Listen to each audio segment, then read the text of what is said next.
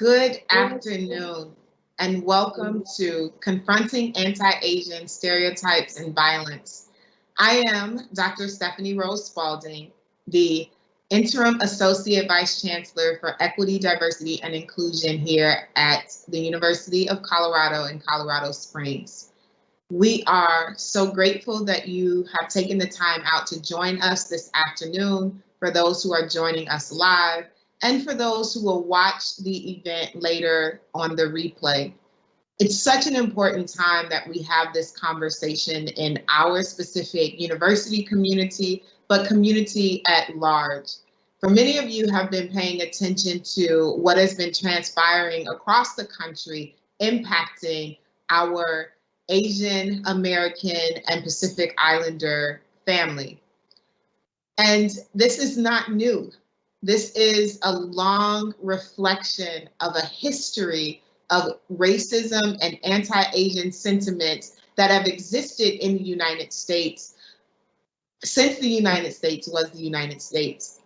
And we feel that it's time for us to address and confront these concerns head on, and to make sure that we are doing all that we can as a university organization to educate as well as to combat these stereotypes and the violence that so many in our community are experiencing. It is our desire to celebrate the diversity that each of us brings to one another, but also to make sure that we are creating inclusive environments. So again, I thank you for being here on this day. If you have paid attention to the news in the last few weeks, then you know a lot of the immediate precipitation has happened because of the violence that a number of Asian women experienced being murdered in Atlanta. As I said before, this is not new. The rise of anti-Asian violence has increased over the last few years, particularly as it relates to stereotypes associating the coronavirus to Asian community erroneously. And because of that, we are in this moment right now, having to rectify and redress those images, stereotypes, and the violence, the real violence that people are experiencing. But as I said before, this work is not new. And I am grateful for the colleagues here at UCCS, Dr. Sandy Ho, who is doing amazing work in both staff as well as faculty positions here at UCCS. Dr. Stephany Suh in Women's and Ethnic Studies, Dr. George Vallejo, and Dr. Yang Wei. We are so grateful for the work, the intellectual work that they are doing, but also their presence here on this campus. And so as we get into this conversation, there are so many people when it comes to stereotyping that the average person, the average American, tends not to even think that negative stereotypes exist about Asian Americans. We've heard stories about the model minority. We've heard stories of how desirable Asian women might be. And sometimes people write these off as non-negative stereotypes. However, most, even in that argument, they think that Asians get the better end of the stick, so to speak, when compared to other communities. But we know different from lived experience as well as intellectual experience. So I'm going to ask of our panelists if they would please share with audience members how you understand or have experienced the impacts of stereotypes regarding Asian Americans and or Pacific Islanders. We will begin with Dr. Stephany Suh. Thank you, Stephany. So there's a lot that can be said about this, but I'll begin by mentioning that there's a prevailing perception among Americans and even communities of color, including Asian Americans, that Asians in the United States don't experience racism, and that simply isn't true. And I think this confusion first comes from an incomplete understanding of what racism is in our broader society and in popular culture, where racism is simply seen as discriminatory actions committed by a small number of people who are bigoted, right? So think KKK or white nationalists. So yes, we can argue that these actions and behaviors do reproduce racism, but that they're merely the most visible symptoms of a much larger illness. And so critical race theory informs us that racism is systemic, where one racial group dominates and has power over others. Racism is also hegemonic, meaning that it's culturally embedded and reinforced within a number of societal institutions. Think media, education, higher education, for example, religion, and legal, political, government institutions. When we see individuals or groups enacting racism at a person-to-person level, critical race theorists argue that they are reproducing discourses that exist at a cultural level. So for example, the fact that there are forms of racism that differentially impact different ethnic and racial groups, for example, telling an Asian person to go back where they came from or to go back home, or calling an Asian person a chink or a gook, these are all epithets and slurs targeted towards a specific population. And they indicate that we rely on different racist discourses, anti-Asianness, anti-Blackness, anti-Semitism, among others, that are still related and also compounding in their support of systemic racism, what we might also refer to as white supremacy in the context of the United States and other Western nations. So anti-Asian racism then, especially that has resulted from the COVID pandemic, may seem new, but it's not. The specific language used to discriminate against Asians may be new. Like I haven't heard of Kung flu or China virus before last year. And the way in which the violence is enacted may be new. And to that, I suggest Googling slap an Asian, or better yet, not Googling it, but knowing that it exists as a phenomenon. But the general sentiment and rhetoric has not been new. For example, the notion that Asians, especially people of Chinese descent, are diseased and backwards, or that Asian Americans are perpetually foreign, that they're Asians first and Americans second, if at all. If there's one thing I want to impress upon people today, it's that Asians have been in the US and in the Americas, broadly speaking, for centuries. And throughout their tenure in this country and region, there's been one constant. And that one constant is that Asians have always been deemed too culturally foreign, unassimilable, too different to possibly be American. Thank you, Dr. Suh. Dr. Sandy Ho, what are your experiences and what are your thoughts around the existence of these stereotypes? Thank you, Dr. Rose. So, I mean, I want to agree with Dr. Suh and state that, all stereotypes, invalidate the individual, right, and harm communities. Acknowledge that stereotypes have changed over time, right? And in American history, the stereotypes, assumptions, and false narratives of Asians have not been or are currently all positive, right? Like it shifts. And even in this generalization, if it shifts to something quote unquote as a good assumption or a good generalization, it's still harmful to the community and the individuals of the diverse community, right? My background is in policy and student affairs. So from this perspective, I always consider what resources or services might be lacking based on assumptions, stereotypes for Asians, Asian Americans, and or Pacific Islander, particularly students, staff, faculty, and community members.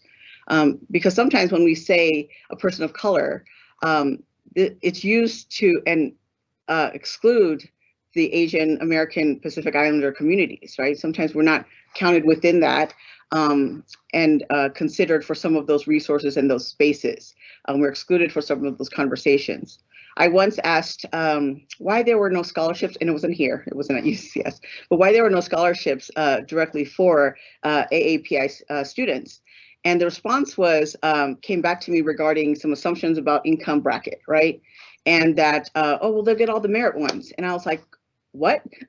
So, even the good assumptions, like they negate the needs of individuals who do not fit these fixed generalized beliefs. And, if you consider, we have a very diverse and very large multiple communities, right, within Asian American, Asians, and Pacific Islander communities. But we are minoritized for people to believe that we're not as large as we are, or as diverse as we are in our needs and our experiences and our stories. So my background is more with like, what gets left out when you make these positive assumptions, right? These good characteristic assumptions. And George Vaiga, you're an anthropologist, soon to be doctor. I know that it's just a matter of the paper coming in the mail, right? So from your intellectual and experiential position, how have you understood and experienced the impacts of stereotypes regarding Asian Americans and Pacific Islanders? So the thing that's actually been most salient for me is actually the intersection of my Asian American identity with my own personal queer identity as a gay man. And I remember coming of age in America in this time when gay relationships, it wasn't a matter of going necessarily to gay bars. It was meeting people was a matter of digital mediation. It meant going online. It meant turning on apps like Grindr, Tinder. And I remember entering this world for the first time and seeing myself become rendered as a kind of virtual commodity, where I would encounter phrases like, no blacks, no femmes, no Asians. And I remember, being in my late teens, early 20s, sort of reflecting on this thing. What does it mean for me to be sort of put into this category of what does it mean to be sort of rejected sexually, rejected interpersonally, and it sort of helped me understand that for a long period of time, and continuing today, that Asian bodies are either rendered as asexual, right? Think of, the nerdy computer gamer who doesn't necessarily have any type of place within a network of desire, or they're made subject. Asian bodies become submissive, passive, the objects for other people's consumption. And for a really long time, I had to struggle with myself, thinking about, well, do I want to be loved? Do I want to be cared for? How do I actually relate to everyone else in this sort of queer community if I'm constantly being thought of as a passive, submissive object? And it took a long time for me to unravel this, to find groups of people that I could associate with where I was a person. And a lot of queer people in the United States, particularly queer people of color and queer Asian Americans, still deal with this.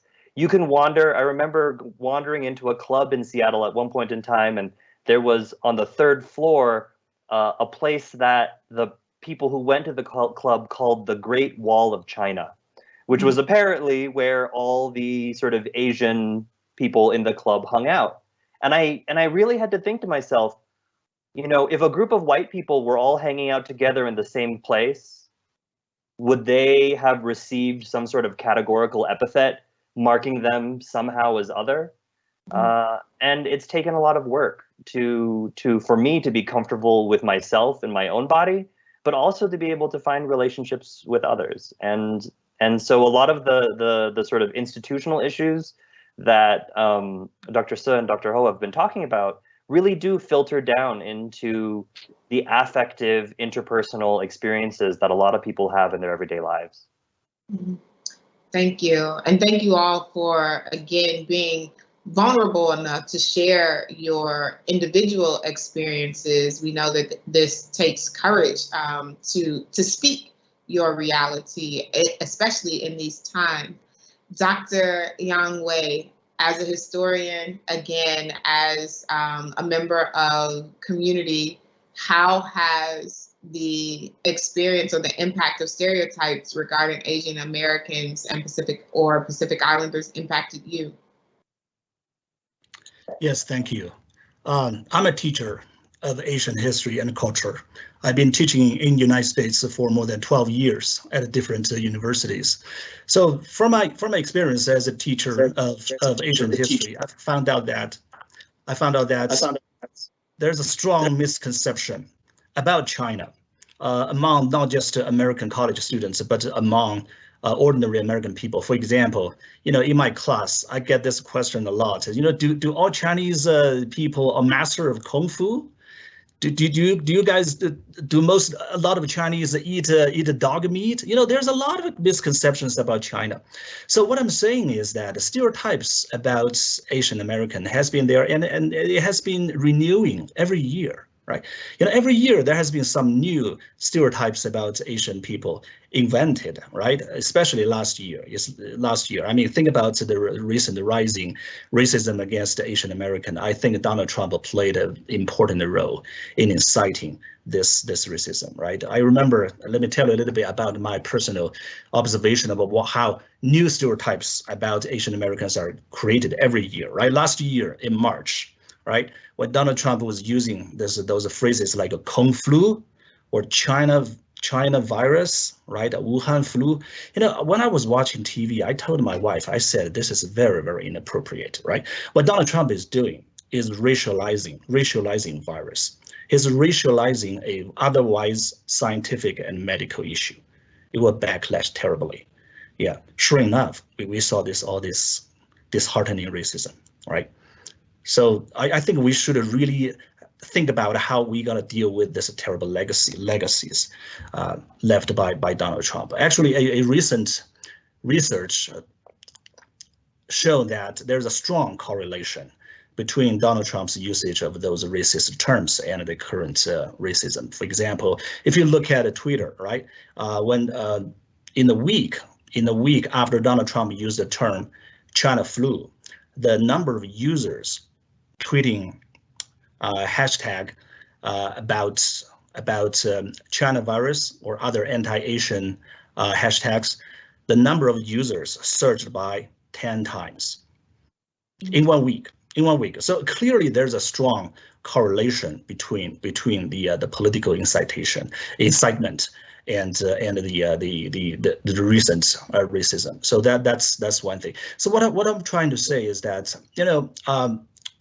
there's a lot of misconceptions about China we have to clear as teacher, as educator, to bridge a true communication and understanding between China and the United States. This is also the message I try to convey to my students in my U.S.-China relationship class. Yeah, really, there's a lot to do for American educators in this area, right?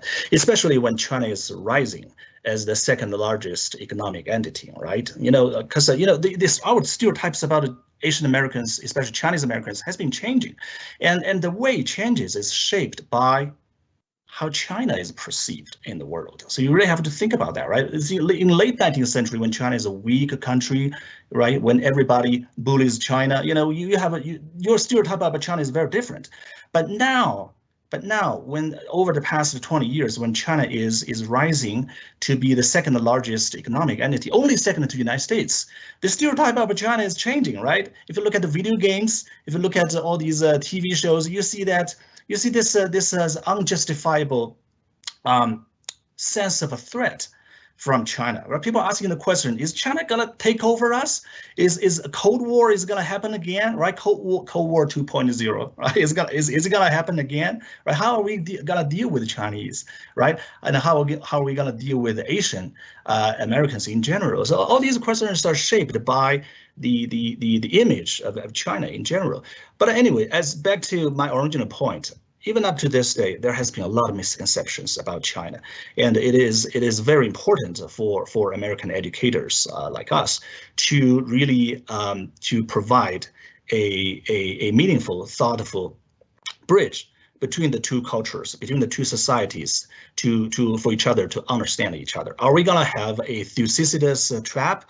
Are the two powers gonna have a war inevitably? Well, these questions are not doomed, right? We don't have a fixed answer for all these questions. It depends on us to provide a true understanding of each other. Thank you. And thank you all who are tuning in right now. We definitely want to make this a genuine town hall. And so if you have questions or comments, please do put them in the live chat. We are sharing them with our panelists as we continue in this conversation, this much needed conversation. Our second question is, how has the rise of anti-Asian sentiments and direct violence impacted you and others close to you, particularly here in Colorado Springs? Again, some people would imagine that we don't have an Asian community, so to speak. And I think that that's even problematic to say Asian, because there are so many different, as to the point that Sandy talked about, there's so much diversity, even in saying that phrase, right? So here in Colorado Springs, how has the rise in anti-Asian sentiments and direct violence impacted you and others close to you? Let's start with George. Thank you very much. So I am an interesting case because in many ways I am coded both as Asian, both as Latino, and depending upon where I am in the world, I've also been cast as sort of Central Asian. And in Colorado Springs, what I've run into in many ways is, because I have this mixed multiracial identity, I kind of just get generically othered. And I sit here and I wonder, am I being othered because of Asianness? Am I othered being othered because of generic brownness? Or am I being othered just because I'm not white? I remember I moved here in June of last year, and I remember walking across the street to a garage sale that was happening, and I introduced myself as the new neighbor. The garage sale was happening because the owner of the house had passed away, and her kids were sort of engaging in sort of the estate sale practices. And then one of the hosts of the garage sale turned to me, looked me in the eye, and emphasized to me that this was a quiet neighborhood. Mm. And for a brief moment, I didn't actually fully recognize what was going on. I was like, did I show up loud? Did I show up? Do I seem like I'm going to lower property values? What am I supposed to do? And as somebody who looks like I do, being in Colorado Springs has meant in many ways me trying to always be in this process of thinking about, what do people think about me when they look at me, and how do I there's this additional layer of anxiety of wondering, am I doing anything that would draw unnecessary attention to myself? I mean, there was another moment where my husband and I were walking along the Monument Creek Trail, and a bicyclist rode by, turned around, looked at us, and shook his head as he rode off into the distance. And then I had to think to myself, are people looking at me like this because I'm Asian and my husband is white? Is it because we're gay? Is it because I don't know why. And it's been this sort of struggle in some ways to just encounter all these moments where I really can't think about how I'm being interpreted by the people around me, which leads to some anxiety about my own safety. And, what do I need to do to not be the victim of a hate crime? And it's that constant, to not be able to release thinking about this level of anxiety and your safety. Stefan, any thoughts or want to share? I have a few things to share, many of which echo what George just mentioned. So I think as a person who clearly looks East Asian, or just Asian in general, and I'm not entirely sure that the general populace can make that distinction. I'm used to being and feeling othered in majority white spaces, such as Colorado Springs, on a regular basis, right? So that's kind of a fact of life that people that I and people who look like me and other people of color, I think, can generally relate to. If you're in a predominantly white space, you just get used to feeling the sense of being othered whether or not you're actually actively being othered at that very moment. It's just a constant cloud that just envelops you wherever you go. It's unfortunately one of those things that you just accept as a given, or you try your best to ignore or strategically respond to, right? Because you can't, especially in places like Colorado Springs, where I am an intense minority, I can't reasonably respond to every single altercation or every single instance of othering on a regular basis, because if I were to do so, it would just be physically, mentally, emotionally exhausting. It's already exhausting being a person of color in a lot of these spaces, but adding to that would be kind of the nail in the coffin, right? So I can say without a doubt that my quality of life is worsened by being Asian in a place where Asianness isn't respected or dignified or even understood, or worse yet, seen as a public health threat or even just an economic threat of some sort, like I'm here to steal jobs or something, right? So that I can say for certain. And I'm not saying this as a knock specifically to places like Colorado Springs, and then also absolving places like Los Angeles, where I'm originally from, that oftentimes views itself as kind of a multicultural haven. LA has its own set of problems regarding related to race and ethnicity that I won't have enough time to touch upon today. But there is a difference between living in a place where multiculturalism is the default versus a place like Colorado Springs where it's an afterthought, right?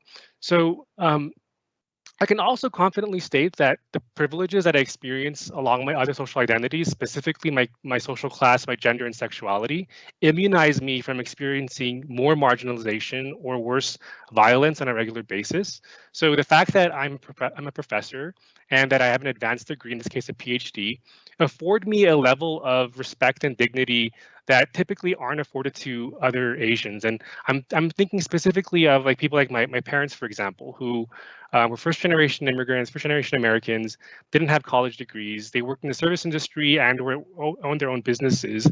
None of what they did was really highly desirable in terms of occupation. And I remember as a kid constantly experiencing or constantly feeling this notion or this feeling that my parents were being talked down to by other individuals or people who had authority, like my teachers, my coaches, tutors, and so on. There was this constant feeling that they were being talked down to, and this gives you an idea of how little Asianness is valued within the context of the United States. As a kid, I would side with authority figures. I would say it was my parents who were wrong for not speaking English well, or not having a college degree, or acting Asian in certain spaces, right? So it wasn't the fact that my teachers were racist. It was the fact that my parents had acted incorrectly or did something that was deserving of being shamed, right? So these are all things that I think my occupation today immunizes me from. And the fact that I can even work remotely from home, for example, I don't have to, I don't have to work in the front lines. I don't have to work behind the register, where I'm exposed to more opportunities for racism, for violence, like some of my relatives, my in-laws are, for example, who work gas stations and liquor stores here and are routinely called things like chink and zipperhead among the population. Zipperhead is a term that I learned recently, actually, and I think it's a term that you would only hear in Colorado Springs because of its connection to the military. And I won't go into what it means in specific detail, but if you're interested, you can go Google it. And also, as a straight man, I don't have to worry about getting catcalls and sexist jeers like my wife or my sister or other women identifying people I know have to, or getting dirty looks from bicyclists as I'm walking down the street as George does, right? So there's a lot to be unpacked here, but I think thinking intersectionally definitely helps to explain a lot of this, a lot of what I experience and a lot of what I don't experience. Yang, how's your experience changed? Yeah, I was born in China. I grew up there. I came over here for PhD studies. When I was in Cambridge, Massachusetts, I certainly have heard my classmates from Harvard University. They got yelled at on street, right in Cambridge, Massachusetts. The local people yelled at them, "Go back to China." Okay, go back to China. I personally have experienced some let's say, right on Harvard campus, I was yelled at as Asian communist. That's another form of racism, right? Because some people still had the mindset from the Cold War. They think all Chinese are communists, right? Another misconception, as I talked about, right? But since I moved to Colorado Springs, we really love this town. Yeah, we think this town is perfect for raising a family. And since the outbreak of COVID last year, I'm gonna be honest with you, I've been staying at home most of the time, so I did not have much chance to go out to the street and test the popular sentiments. I don't have that chance. But what I'm saying is that what's most fearful is fear itself. What's most terrifying is terror itself. So what this means is that it doesn't matter how many Asian people actually experience the kind of direct personal racism, as I mentioned, on street. It doesn't matter. What matters is the kind of a terrifying racist environment or sentiment or atmosphere that is over our community. This is most terrible thing, right?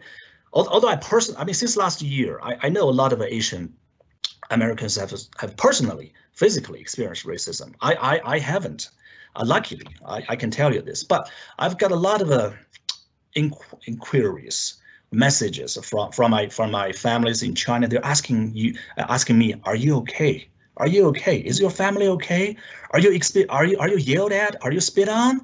Are you attacked on the street? Because people are seeing, the whole globe is seeing what's going on in the United States, and especially people in China. They're very concerned with the racism in this country. So every time when I got all these questions, it takes me a lot of time explaining that I'm personally okay, although I'm deeply concerned with this rising racism against Asian American. So what I'm saying is that even for those Americans who don't, Asian Americans who don't personally experience this racism is still there, and it's very fearful and terrifying, and it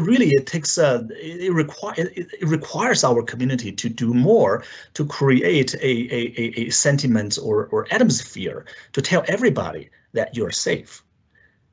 But unfortunately, it takes much more than one or two single person yell at an Asian American on the street to have the entire Asian American community to feel safe again. Mm-hmm. And in a different way, but as an African American woman, I can empathize with that culture of fear and the weight that it bears on just existing. Sandy? I want to thank you for that, Dr. Rose. Yeah, we're having this conversation and the focus is on Asian Americans and Pacific Islanders communities, but that doesn't take away from what is happening right now, right? With the Black community and what happens to Black individuals every day, right? So just noting that. So thank you for noting that, Dr. Rose. I do want to preface that, unlike a lot of Asian Americans, I wasn't born here. So I was born and raised in Korea, and then we moved here in the 90s. And I came to high school. I came to Colorado being pretty hyper aware, because in the 90s, there was a different makeup. I was pretty hyper aware of not being from here, looking, I can't hide it, right? That I'm Asian. Not that I necessarily want to, but at the time, you just notice that you stand out, right? But I've lived here in Colorado Springs for over 25 years now with my parents. My father is Korean born, but served in the U.S. Army for 23 years, and he worked for the U.S. Post Office, right? A lot of pride in being serving America. My mother's, again, here. She recently got her citizenship, her U.S. citizenship. But I admit that in 2016, I was very adamant about telling my parents, and I don't usually tell my parents what to do, right? But I was very adamant about saying, don't go out without me, right? Don't go to places without me. You can go to church and you can go to the base. Like, you got to go to the PX in the commissary. You can do that, but don't go other places without me. And they, they just like, no, it's okay. We've been in America for a long time. I said the tempo and the feel of America right now is changing a bit, and some people are coming out that are very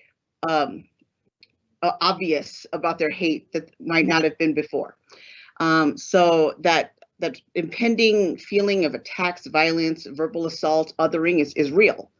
In relation to Colorado Springs, but even before, this whole rise, the sudden and recent rise, right? Because we've had lots of rises before. In the 90s, I went up to Denver to hang out with more Korean young people, and immediately we're in the parking lot and just, talking to each other, trying to figure, okay, where we're going to eat, what are we going to do? And we had the Asian gang unit come up and check all of our IDs, and they were questioning why I would come up from Colorado Springs. Why are you in Denver? And I said, well, I came to see my friends. We're going to have dinner and hang out, right? But because there was more than 5 of us standing and talking, it was apparently a concern. But I want to acknowledge that, Colorado Springs has lots of diverse pockets, right? We have a pretty active Black Voices Matter poetry community. We have lots of Asian churches, I'll say that, so there are pockets of these communities here, and you just have to connect. But the feeling of fear and disappointment, the uncertainty, the utter confusion, and the inability to even, I don't know what to call this feeling, I think is absolutely valid. And I hope that the faculty, staff, and students, and those who are in the audience do understand that what they are feeling is valid, even if they can't put a name to it. And being in Colorado Springs, as opposed to a bigger or more populated city, doesn't make it better. I've heard people say, oh, well, it's Colorado Springs, it's not as bad as, such and such or such and such. And that's, it doesn't matter, right? I still look like this, and I'm still in a place where I stand out, right? And to Dr. Suh's point, yes, we do have some privileges having doctorates and our positions, and I'm actually on campus working, but if I wanted to, I could stay home and work remotely and not have to go out as much. But that in itself provides some safety, but not everybody gets to have that, right? So acknowledging that. And I want to thank some of my students after the Atlanta murders. They reached out and checked in on me, and I appreciate that. Absolutely. Dr. Sandy, you have a specific question from Joe, who asks, do you think that the model minority myth has largely hindered the resource allocations that you mentioned? Has it prevented members of your community from actually getting the resources that they need because of the myth? Absolutely. And I'm not saying that it's hindered it intentionally, right? So sometimes people, just because all of this is ingrained and we've learned this really well, right? We've learned society expectations really well. So I think some of this is just not a thought. Sometimes administrators, and I'll admit, we want to address the issue that's up, in front of us now. So we might say, oh, we need more of these students. So what resources can we do for these students? And then we're looking at what is the biggest fire and throwing resources at that, right? Because we have limited resources, sometimes that's what we have to do. And I can acknowledge that. And then I think sometimes just people forget, right? Oh, yes, there probably are variations in communities that we need to account for, right? So I absolutely do think it's happening now. Some of it could be due to, yes, household income levels, which are, if you consider sometimes, like myself, I live with my parents, right? Our household income looks bigger than it should if I live by myself, right? So sometimes when they're looking at those kind of things out of context, it can really be a bad foundation to make decisions. Mm-hmm. And this is a question that anyone can answer. Brittany is asking, what can the student body at UCCS do to help? And I would also couch this knowing that we have a population of Asian American Pacific Islanders in our student body as well. But Brittany is asking for thoughts, what can the student body do to help? Anybody want to take a stab at that? I have a few practical suggestions. So one, take more courses that elevate the voices and experiences of Asians and Asian Americans. So most people, I think, don't know this, but UCCS recently launched an Asian Studies minor, and this was over the course of the past year, actually. But I think because of the pandemic, it hasn't got as much exposure as it needed. So that's one larger thing you could do, I suppose. Become an Asian Studies minor, take courses that are in the Asian Studies minor. More pointedly towards my interests, I I teach, I think, the only Asian American Studies course on campus. I teach it every fall. It's titled Asian American Communities, and it's cross-listed across sociology, women's ethnic studies, and history. It's a course that's always well reviewed, and it's a course that students, I think, are always constantly surprised about the things they learn within it, given how little Asian American Studies or Asian American history is really focused on in secondary education, so junior high and high school. So yeah, to enroll in my course, learn about Asian Americans, Asian America, Asian American history, and how it informs the present. And then once you do that, these things will no longer be surprising. Like what we've experienced over the past few years, the conversations that we're having today, they will no longer be surprising because there will be a bed of resources and information that you can rely upon to make sense of this. That's all I have to share. Anyone else with thoughts of how the student body, George? Thank you so much. Again, I want to encourage everybody to sign up for Professor Suh's class. I'm sure it'll be very exciting, and there are many, many classes being offered by the Asian Studies minor.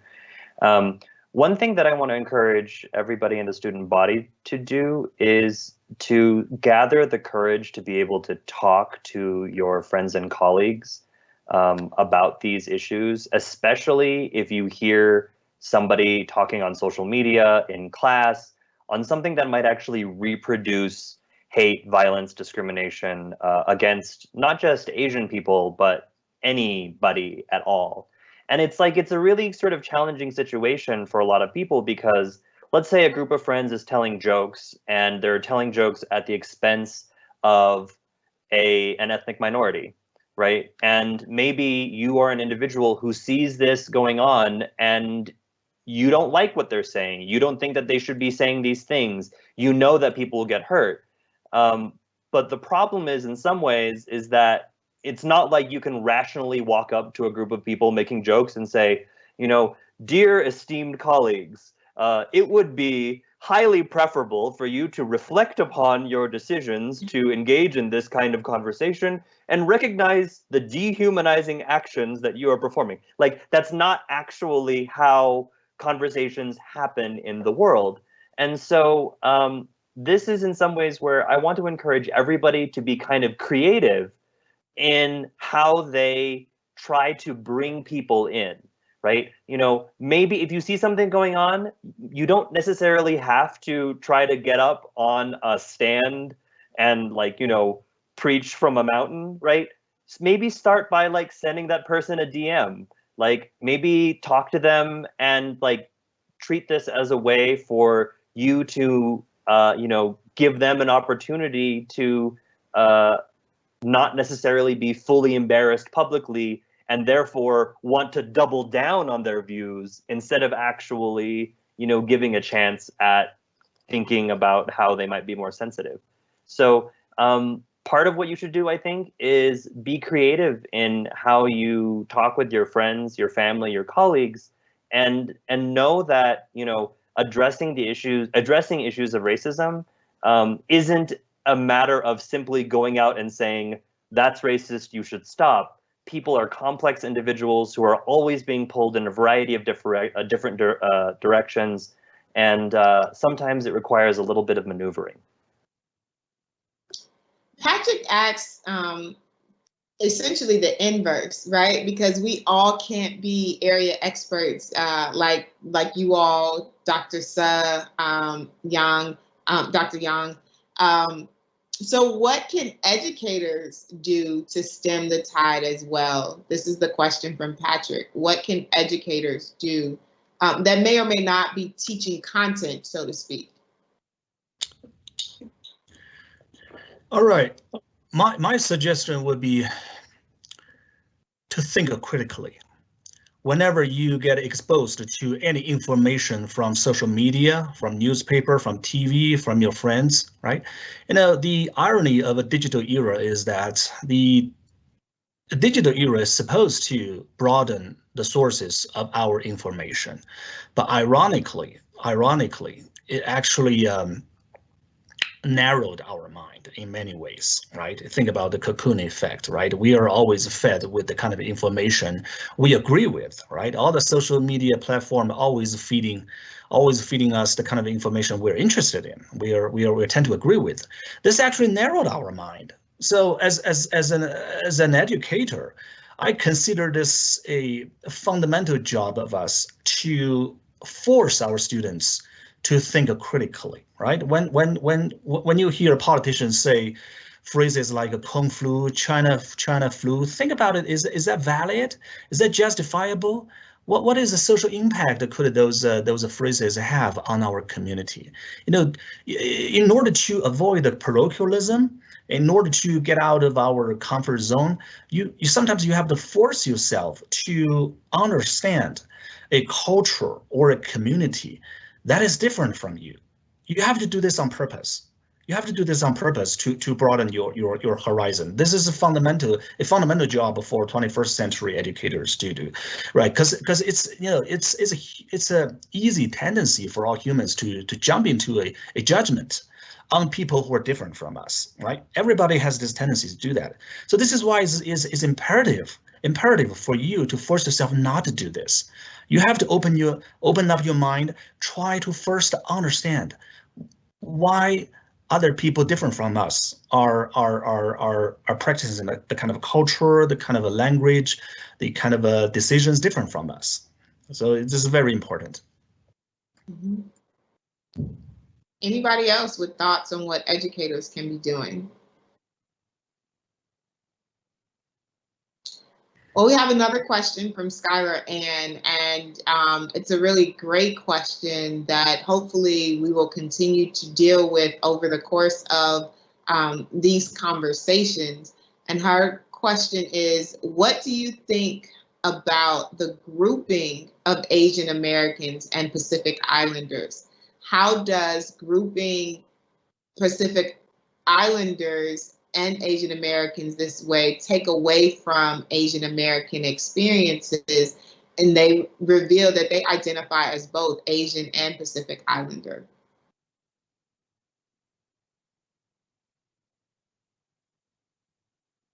I can speak to this really quickly.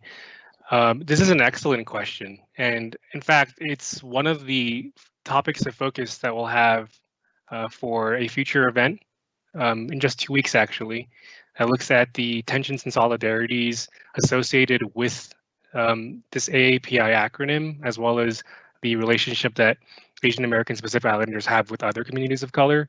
So definitely stay tuned for information regarding that event in 2 weeks. But just very briefly, I think it's important to first recognize the historical and political nature of that term, right? So that term exists because for very political reasons. The term Asian American, first and foremost, exists because of political reasons. Because if we think about how diverse Asian America is, so currently there are more than 30 ethnicities that comprise Asian America. It is very, very broad and diverse. And I can guarantee you that none of those groups back in their homelands refer to themselves as Asian. Right? They refer to themselves according to their ethnicities and nationalities.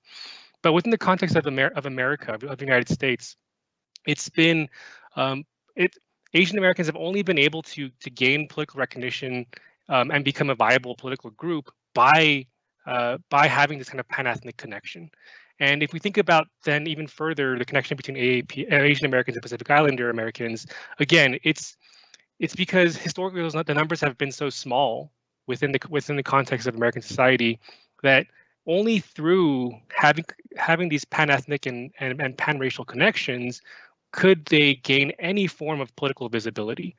Whether or not this term is still viable today or still needed today, I think is a point of necessary discussion, especially given, of course, the more settler colonial motivations of Asian immigrants over the past several decades and centuries, and the fact that Pacific Islander Americans, or many of them, are indigenous to the Americas now, depending on how you define the Americas. And so this is, I think we could talk about this all day, I think given the way in which this acronym has been used historically to raise the political voices and stature of Asian Americans and Pacific Islanders, it was necessary before.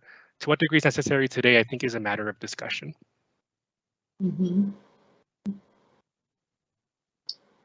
Anybody else have thoughts on, again, just the tendency to group, Asian Americans and Pacific Islanders? George? So thank you very much for the great question. And I think one thing that is also important is to realize that even among Asian American communities, Pacific Islander communities, Asian Pacific Islander communities, however you want to create that umbrella, in as much as there is also a sort of struggle broadly with issues of white supremacy and institutionalized racism, many of these communities also are working through a lot of issues of horizontal racism between the groups. And I come from Chinese, Japanese, Filipino, and Mexican heritages. And it's always sort of a surprise as an anthropologist when I do field work, depending upon which population I work with. I work in the South China Sea region, in between mainland China, Hong Kong, Taiwan, the Philippines. But for example, me revealing that I am part Filipino creates a different social position for me among, say, my East Asian interlocutors, right? I have become less than. I have become, like, people will talk about, for example, how, oh, you're smart because of the Chinese and Japanese parts of you, but not the other parts of you. And the thing is, I know this example is one that runs between East and Southeast Asian, but is also one that extends broadly into the Pacific Islander community as well, because that sort of hierarchy of ethnicities is something that a lot of people continue to hold. Now, if we do sort of the long historical work of this hierarchization, the verb of hierarchy, comes from a long history of white supremacy and colonialism. And it takes a lot of work to sort of do the educational heavy lifting of saying that, these ideologies have been passed down through transnational processes over a long period of time. But I think it's important to recognize that those hierarchies continue to exist, and that even if people continue to use AAPI as a singular connotation, it's important to have that asterisk to be like, hey, we recognize that these sort of horizontal racisms exist. We recognize the hierarchy, but it's also important for us to realize that, there's a lot to gain by creating solidarities as well. Mm-hmm. And Kimbra mentions in the comments that part of what we are wrestling with in this moment, as well as in this broader discussion, is the way in which race is constructed that allows for whiteness to be an individualized experience, that white people get to have individual experiences, whereas people of color, in a broad sense, are so grouped in their identity, right? That the individual is stripped of beingness, right? So anybody have thoughts, again, about the way in which whiteness is impacting how we are navigating these times, as well as historically?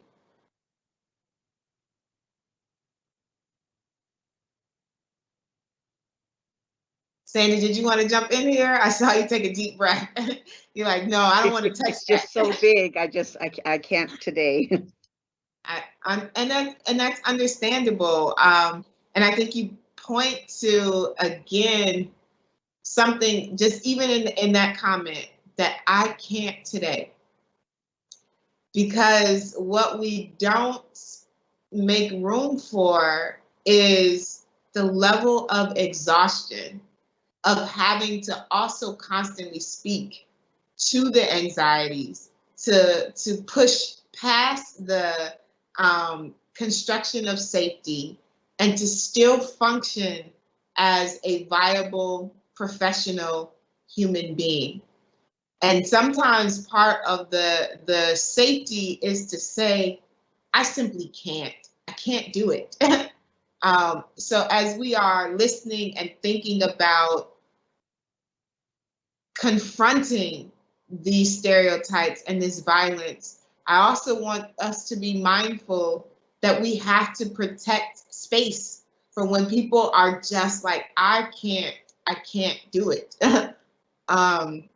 There are some incredible comments showing up in the live stream where Valerie says, we are so fortunate to have Dr. Ho as a member of the leadership of the College of Education. This is the Dean of the College of Education saying that we are so fortunate at UCCS to have Dr. Sandy Ho with us. And then there are students on here who are caping for Dr. Suh's courses. Alexa is saying, Asian American Communities is my favorite course that they have ever gotten to take at UCCS. It is definitely a must take. So please, if you all are listening, we have phenomenal thinkers, phenomenal scholars, and people are asserting that. Please don't limit your experience with those that we have on campus to just this town hall. I know Young and George have tremendous offerings throughout this campus. And the beauty is at UCCS, even if you're in community, there are ways to still take courses and not necessarily be a fully enrolled student. So there are tremendous opportunities here to continue to engage with our faculty.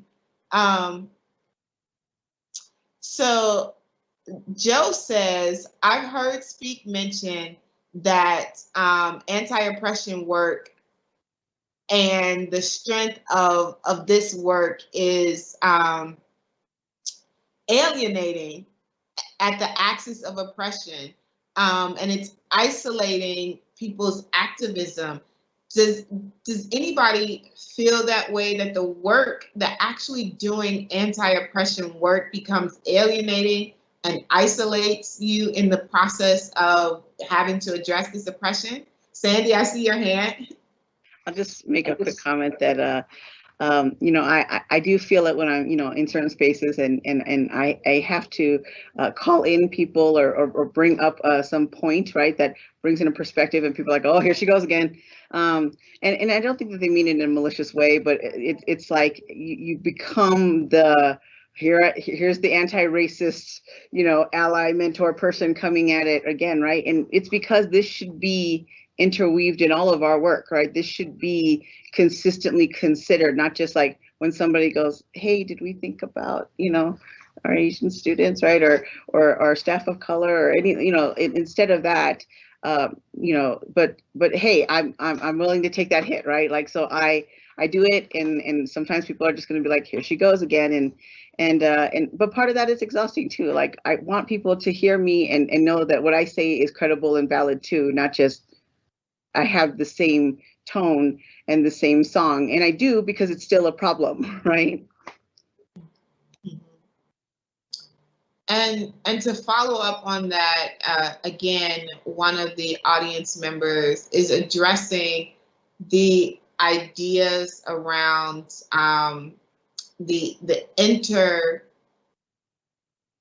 or the cross-cultural oppression that exists and sentiments of anti-Blackness in pro-Asian work or vice versa. Anyone have thoughts about that intersection of oppression and how that functions and plays out in trying to do anti-oppression work? George, go ahead. Oh, thank you. So I think one of the really challenging things to do when working to build solidarity or to do anti-oppression work is in some ways you have to kind of identify what you're defending, and then you also have to identify what the problem is. Like, what are you, who are you trying to support, and what are the forces that are working against you?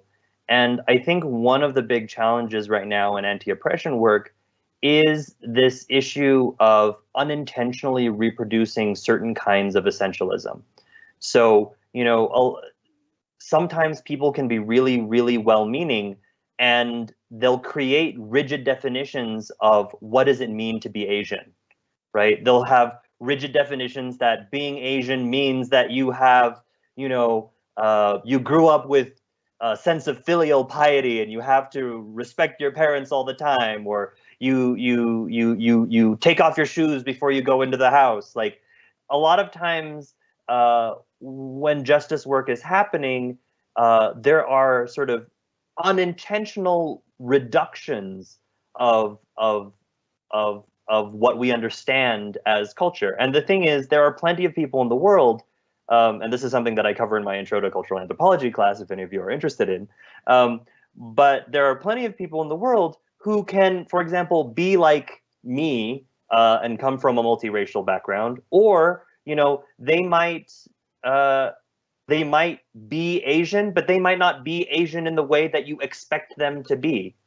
And I think the first step to building solidarities in some ways is to always kind of let go of what our presuppositions might be around a lot of the popular categories that people throw around.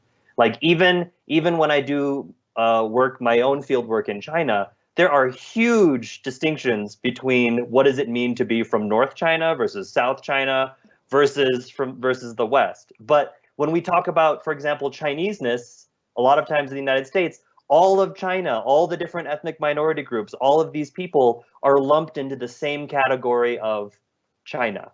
So I think the first step in building solidarity is to actually kind of let go of some of the rigid identity categories that a lot of times people toss around unreflexively.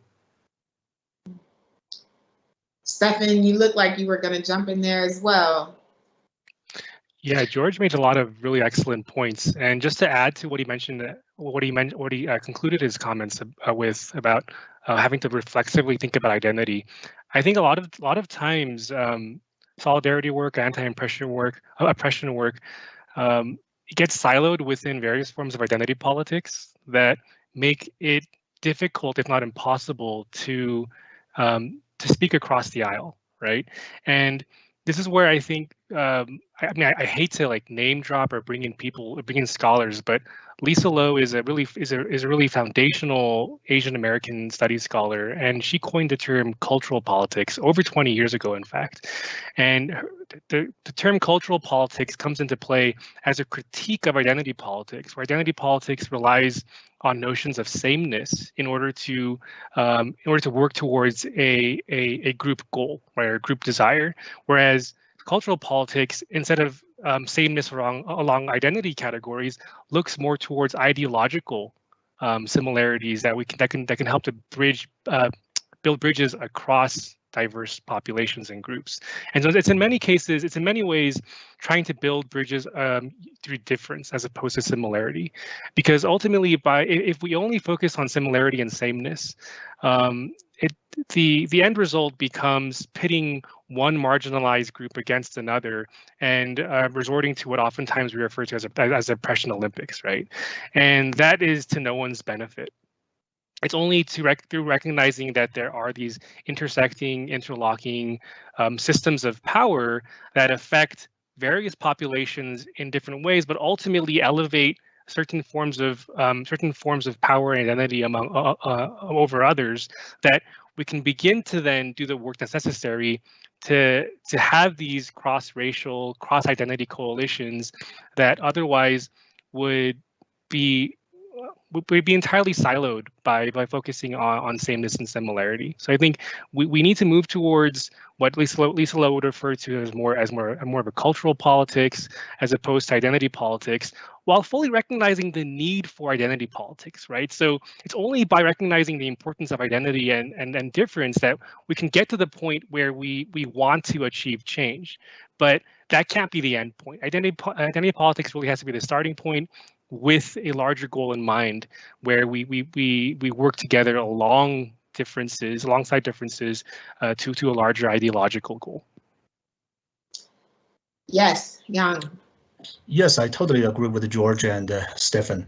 Just as a footnote, as a historian, I want to talk a little bit about all these identity categories or racial categories coming to being in history.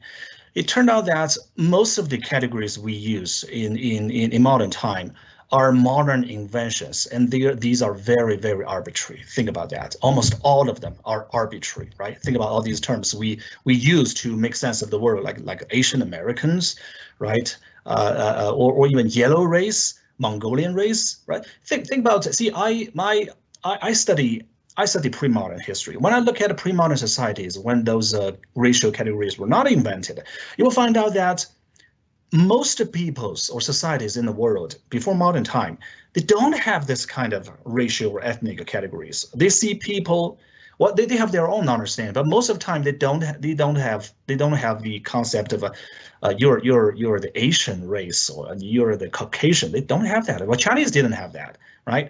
And then in 19th century, when the Europeans came into encounter with the non-Western peoples, all these categories are invented, right? First, they called Europeans called Asian people the so-called yellow race. But think about this term. Am I really yellow? I don't think I'm yellow, right? But somehow this term is invented to refer to all the people in Asia, despite there's a lot of diversities within that group.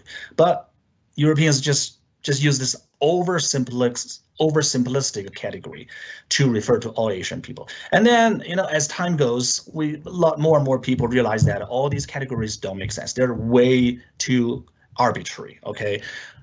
But at the same time, there are still scholars think that these are scientific, right? Think about it, right? Even in early 20th century, there are still studies in Nazi Germany, right, to identify people by their biological traits, right? The Nazis would measure your skull to identify whether you're an original Caucasian people or not.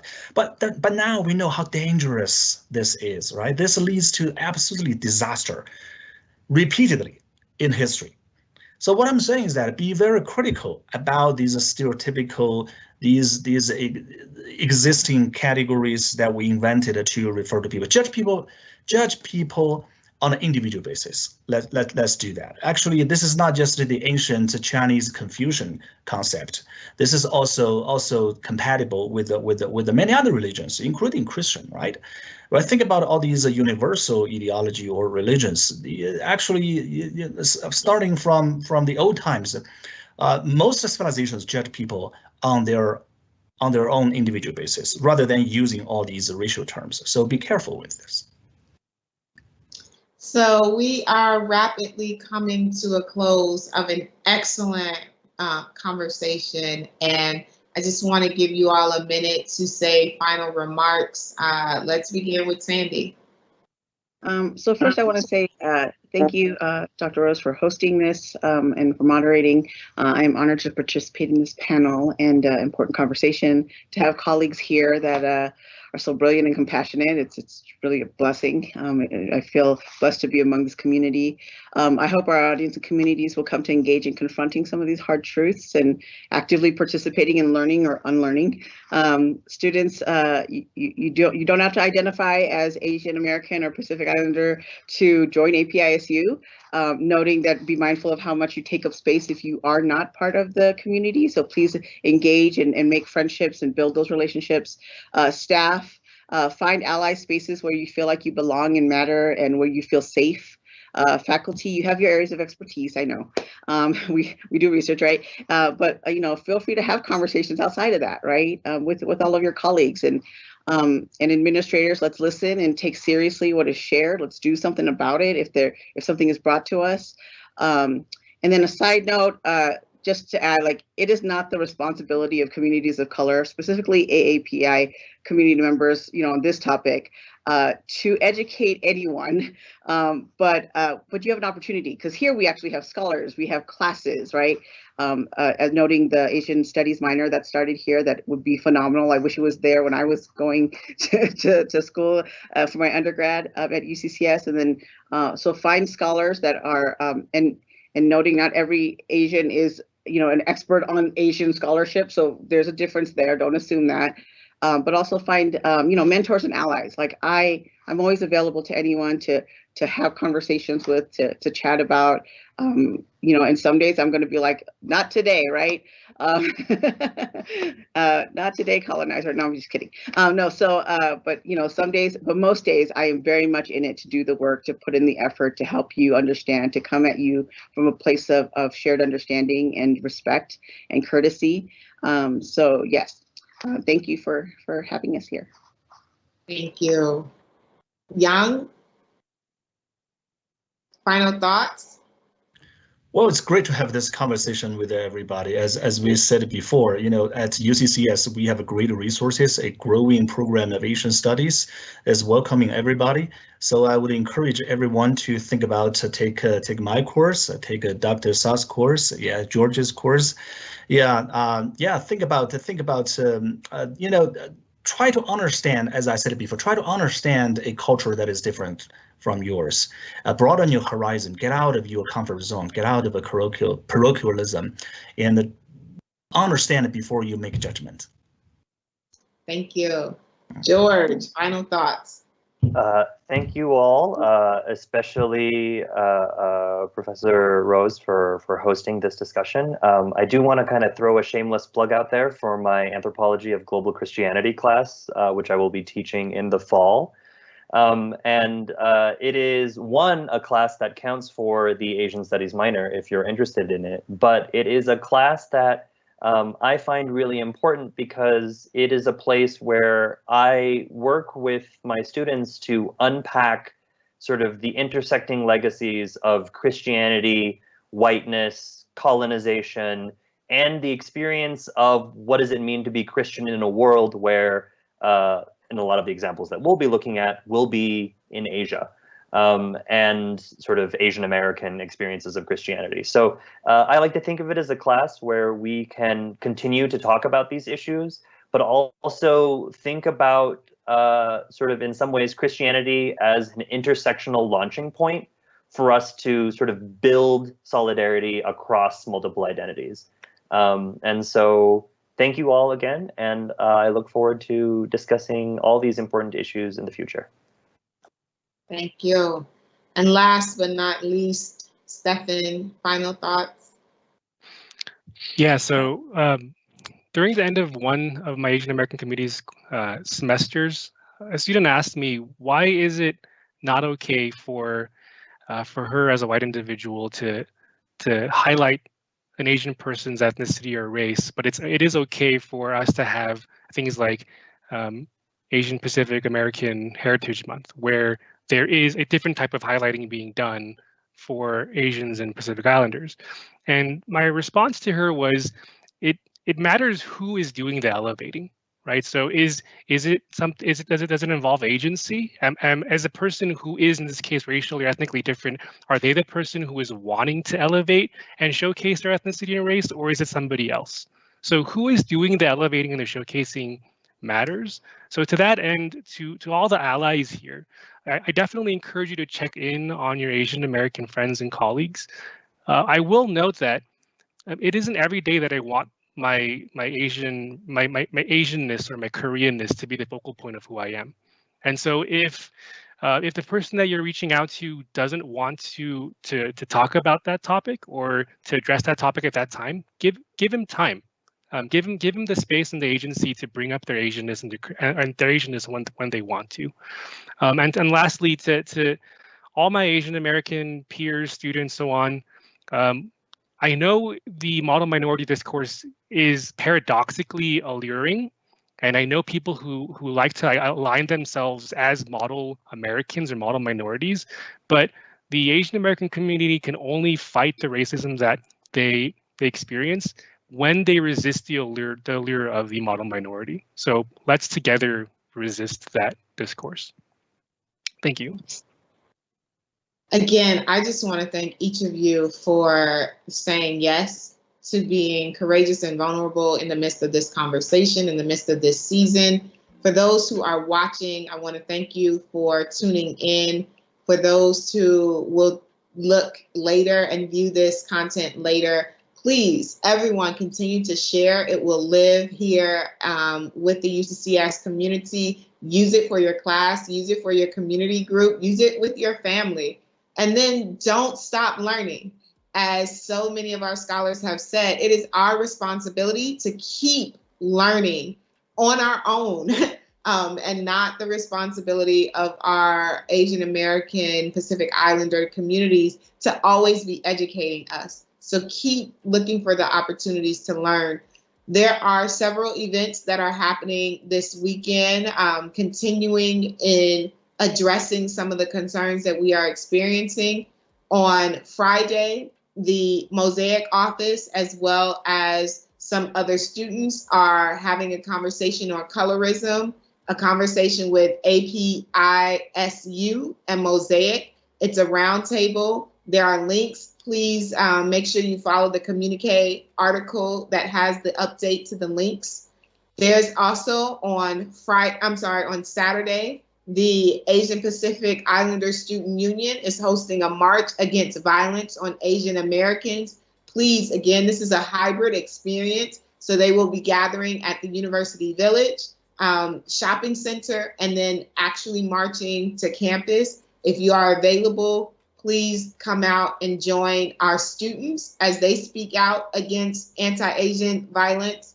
And it will also be live streamed on Instagram if you are not able to come out.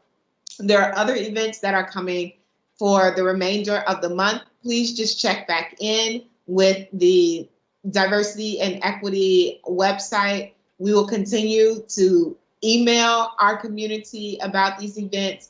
And again, please just keep learning so that we can all keep growing. I appreciate you for joining us today. Have a wonderful rest of your afternoon. Take care.